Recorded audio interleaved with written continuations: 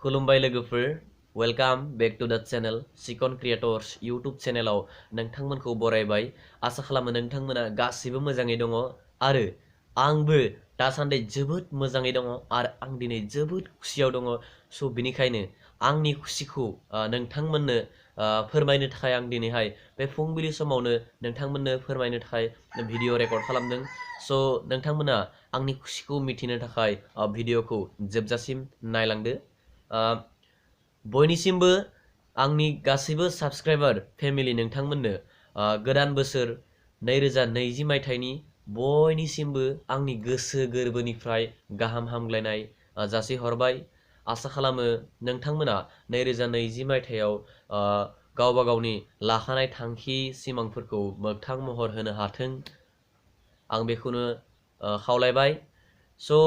2020 मायथाइया आंनि थाखाय जोबोद लाकि इयार होननानै आं दा आसा खालामदों मानो होननानै बुङोब्ला 2020 मायथाइयाव आगान होनाय लोगो लोगो आंनि इउटुब चेनेला दिनैहाय मनिटाइज अन जाबाय स' आं जोबोद हेपि आरो जोबोद खुसियाव दङ मात्र साननैनि गेजेरावनो आंनि चेनेला मनिटाइज जादों आं जोबोद खुसि मोनदों आं जोबोद खुसि मात्र साननैनि गेजेरावनो आंनि चेनेला मनिटाइज जादों स' सिर्फ नोंथांमोननि अननाय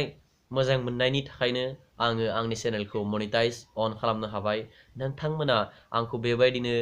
सापर्ट खालामलांबाय था इयुनाव आं नोंथांमोननो बेफोरबायदिनो मोजां मोजां भिडिअ लाबोबाय थानो नाजाबाय थागोन स' नोंथांमोना सापर्ट खालामलांबाय थाब्लासो जोंबो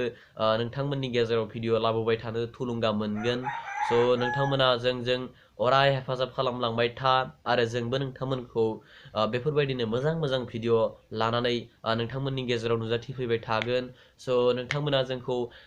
सापर्ट खालामलांबाय था नोंथां बावनो हानाय नङा नोंथांमोननि अननाय मोजां मोननायखौ आं माब्लाबाबो बावनो हानाय नङा नोंथांमोननि अननाय हेफाजाब मोजां मोननायनिहाय आङो दिनैहाय आंनि चेनेलखौ मनिटाइज अन खालामनो हाबाय स' थेंक इउ स' माच अल अफ इउ गासैबो साबस्क्राइबार लोगो नोंथांमोनखौ फिन खेबसेबाव थेंक इउ स' माच आंनि भिडिअखौ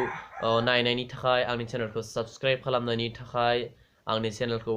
वाच खालामनायनि थाखाय thank you thank you thank you thank you